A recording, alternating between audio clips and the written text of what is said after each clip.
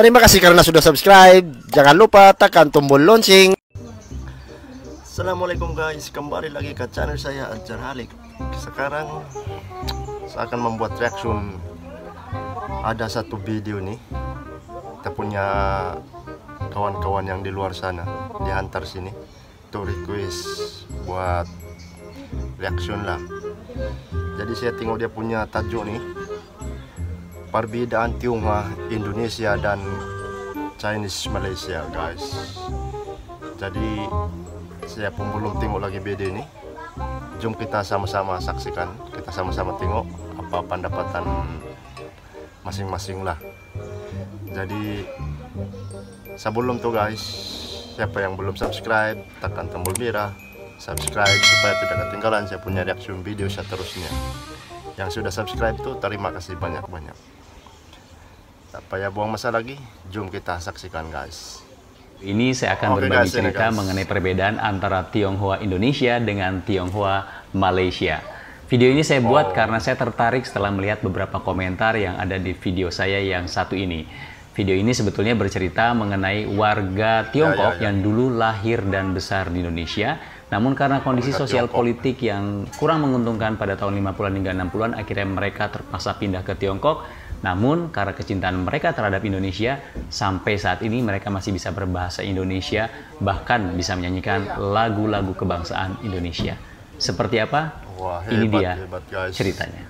Lahir di Indonesia, tanah air yang kita jadi cinta Indonesia. Cinta Indonesia. Ya. Inilah beberapa komentar yang kemudian memunculkan rasa penasaran saya. Mengapa komentar dari penonton Malaysia ini seolah menunjukkan bahwa Indonesia seharusnya bangga dengan nasionalisme dan keindonesiaan etnis Tionghoa Indonesia. Saya pun melakukan sejumlah riset di jurnal-jurnal ilmiah untuk dapat memahaminya. Indonesia dan Malaysia sama-sama pernah mengalami penjajahan.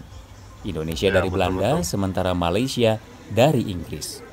Salah satu dampak dari penjajahan itu muncullah kelas sosial dan ekonomi yang berbeda, yaitu warga beretnis Tionghoa dan warga pribumi.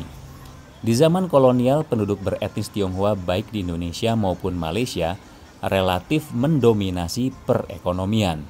Setelah kolonial pergi, bangsa pribumi yang sebelumnya tidak berdaya di sektor ekonomi mulai berupaya mengejar ketertinggalan. Pemerintahan baru yang didominasi pribumi pun mengeluarkan sejumlah kebijakan yang lebih pro-pribumi ketimbang penduduk beretnis Tionghoa. Sejak kemerdekaan, jumlah etnis Tionghoa di Malaysia jauh lebih besar ketimbang di Indonesia. Kondisi itu terus berlanjut sampai sekarang. Berdasarkan sensus Badan Pusat Statistik Indonesia di tahun 2011, etnis Tionghoa di Indonesia sebanyak 2,8 juta jiwa atau sekitar 1,2% dari total penduduk Indonesia saat itu. Sementara itu, pada saat Malaysia merdeka di tahun 1957, jumlah etnis Tionghoa di Malaysia mencapai 40% dari total penduduk Malaysia. Berdasarkan sensus tahun 2010, persentase jumlah etnis Tionghoa di Malaysia mencapai sekitar 7 juta orang atau sekitar 1/5 dari 28 juta penduduk Malaysia. Perbedaan jumlah demografi ini sangat menentukan nasib etnis Tionghoa di masing-masing negara setelah kemerdekaan. Karena jumlahnya yang sedikit, pemerintah Indonesia di masa lalu menerapkan kebijakan asimilasi terhadap etnis Tionghoa. Intinya, pemerintahan Indonesia di masa lalu fokus untuk memastikan bahwa etnis Tionghoa dapat melebur dengan penduduk pribumi.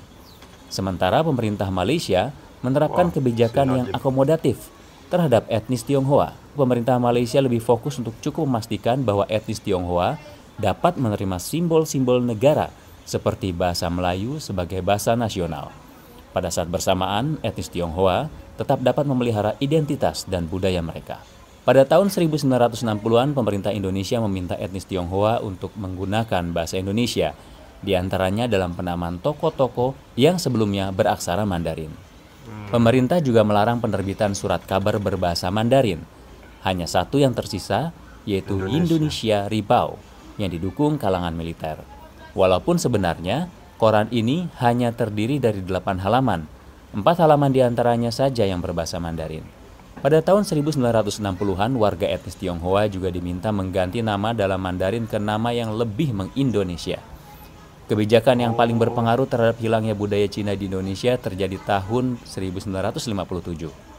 Saat itu warga etnis Tionghoa diminta pemerintah untuk menyekolahkan anak-anaknya di sekolah Indonesia. Sebelumnya, etnis Tionghoa dapat menyekolahkan anaknya di sekolah-sekolah dengan bahasa pengantar Mandarin. Peningkatan sentimen negatif di Indonesia pada tahun 50-an dan 60-an terhadap Tiongkok mendorong dihapuskannya sekolah-sekolah berbahasa Mandarin. Dan ketika semua kebijakan itu diberlakukan, relatif tidak terjadi perlawanan dari etnis Tionghoa di Indonesia.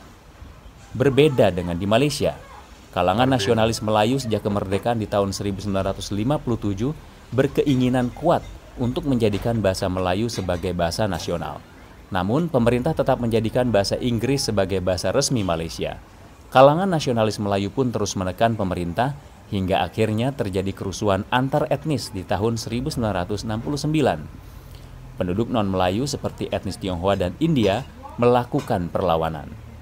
Kerusuhan antar etnis yang terjadi di tahun 1969 ini akhirnya mengonsolidasikan sistem politik dan hubungan antar etnis di Malaysia.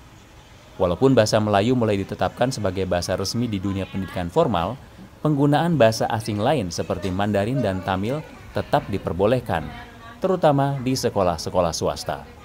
Pada tahun 1969, Perdana Menteri Tun Abdul Razak menyatakan bahwa budaya Malaysia harus berdasarkan budaya bangsa asli Malaysia, yaitu Melayu. Pada Kongres Kebudayaan Nasional pertama di tahun 1971, sebuah resolusi dikeluarkan yang intinya menyatakan bahwa budaya Malaysia harus berdasarkan budaya lokal, yaitu budaya Melayu. Kebijakan tersebut mendapat tantangan dari etnis non-Melayu seperti etnis Tionghoa dan India. Mereka pun melakukan perlawanan. Di antaranya terlihat ketika pada tahun 70-an, Universitas Teknologi Malaysia mengatur wisudawan pria untuk mengenakan peci pada saat wisuda. Etnis Tionghoa Malaysia menolak untuk mengikuti aturan tersebut dan akhirnya kebijakan tersebut pun dibatalkan. Menyadari akan kekuatan politik dan ekonomi etnis Tionghoa, Anwar Ibrahim saat menjabat Menteri Budaya, Pemuda, dan Olahraga membuka dialog dengan asosiasi-asosiasi etnis Tionghoa dan menyatakan bahwa pemerintah Malaysia tidak bermaksud untuk mengasimilasikan atau meleburkan etnis Tionghoa ke penduduk Melayu. Asosiasi-asosiasi Tionghoa Malaysia pun mengajukan usulan agar budaya Malaysia berdasarkan multiras ketimbang berdasarkan ras tunggal. Jadi setelah kita melihat video yang tadi, sebetulnya apa yang terjadi di Malaysia dengan apa yang terjadi di Indonesia terhadap etnis Tionghoa menjadi berbeda karena memang sejarah yang pernah ada di masa lalu. Intinya adalah karena jumlah etnis Tionghoa yang ada di Malaysia lebih banyak dibandingkan jumlah etnis Tionghoa yang ada di Indonesia, maka akhirnya etnis Tionghoa yang ada di Malaysia lebih mudah mempengaruhi kebijakan-kebijakan pemerintah terhadap mereka. Sementara di Indonesia, karena jumlah etnis Tionghoa di Indonesia jumlahnya jauh lebih sedikit, akhirnya mereka pun tidak dapat melakukan perlawanan yang berarti ketika pemerintah menerapkan sebuah kebijakan yang akhirnya lambat laun mengurangi warna budaya Cina yang ada di Indonesia. Dan akhirnya seperti yang kita lihat saat ini, kalau kita ke Malaysia, itu kita akan sangat dengan mudah menemukan ekspresi budaya Cina di Malaysia. Misalnya mereka masih menggunakan bahasa Mandarin dalam kehidupan sehari-hari. Namun di Indonesia, kita akan kesulitan untuk menemukan dengan mudah ekspresi budaya Cina di Indonesia. Kalaupun kita ingin menemukannya, biasanya kita harus ke tempat-tempat tertentu. Dan di Indonesia, bahasa Mandarin atau bahasa Cina juga memang tidak lagi banyak digunakan oleh generasi muda. Itu dia, jadi sejarah masa lalu membentuk yang terjadi saat ini. Jadi menjadi sangat wajar sekali kalau kita melihat di video ini, kalau ada orang Tiongkok yang dulu pernah lama tinggal di Indonesia, mereka masih bisa berbahasa Indonesia, bahkan bisa menyanyikan lagu seperti ini. Tanah airku Indonesia, negeri elok amatku cinta. Itu dia, semoga bermanfaat. Ismail Fahmi, Bagi Cerita. Yang ku puja sepanjang mas. Oke guys, itu saja daripada saya. Apa yang saya lihat di dalam video ini, perbedaan Tionghoa Indonesia dengan Chinese Malaysia, memang dia ada perbedaan. Perbedaan itu antara bahasa percakapan. Tionghoa Indonesia bila dia bercakap, kadang-kadang kita tidak tahu dia ini Tionghoa atau memang orang asli Indonesia yang biasalah. Tapi kalau di Malaysia, China di Malaysia, dia buka mulut saja tuh, ataupun kita belum lagi nampak dia hanya dia punya suara, memang kita dah tahu bahwa dia itu orang Cina. Macam itu dia punya perbezaan. Tapi apa-apapun, memang Chinese Malaysia dengan Tionghoa Indonesia memang terbaik. Semua kalau di Malaysia ini pun kebanyakan yang kaya, bisnismen, orang Cina, bos pun orang Cina, memang terbaik.